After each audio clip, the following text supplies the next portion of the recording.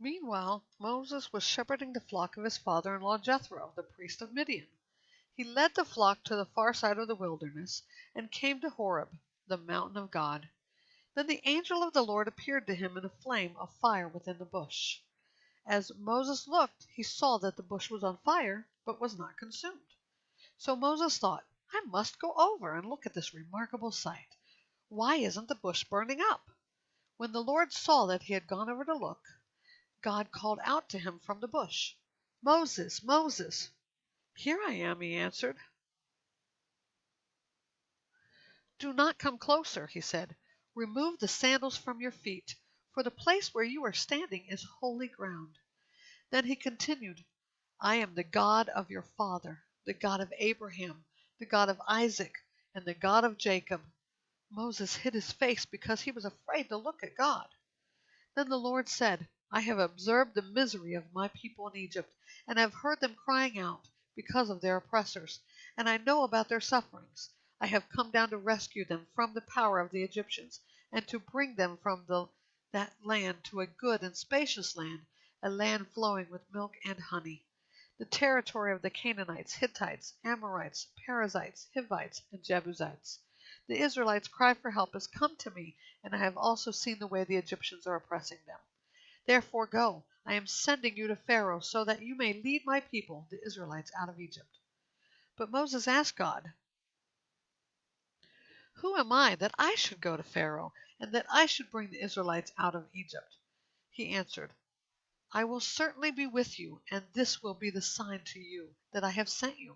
When you bring the people out of Egypt, you will all worship God at this mountain. Then Moses asked God, If I go to the Israelites and say to them, The God of your fathers has sent me to you, and they ask me, What is his name? What should I tell them? God replied to Moses, I am who I am. This is what you are to say to the Israelites, I am has sent me to you. God also said to Moses, Say this to the Israelites, Yahweh, the God of your fathers, the God of Abraham, the God of Isaac, and the God of Jacob, has sent me to you. This is my name forever. This is how I am to be remembered in every generation.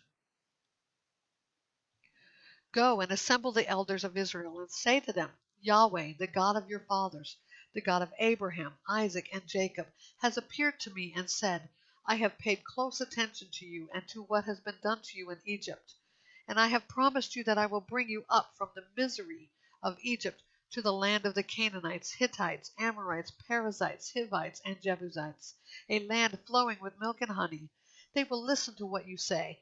Then you, along with the elders of Israel, must go to the king of Egypt and say to him, Yahweh, the king, God of the Hebrews, has met with us.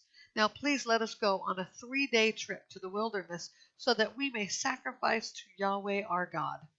However, I know that the king of Egypt will not allow you to go unless he is forced by a strong hand. I will stretch out my hand and strike Egypt with all my miracles that I will perform in it. After that he will let you go, and I will give these people such favor in the sight of the Egyptians that when you go, you will not go empty-handed. Each woman will ask her neighbor and any woman staying in her house for silver and gold, jewelry, and clothing, and you will put them on your sons and daughters, so you will plunder the Egyptians.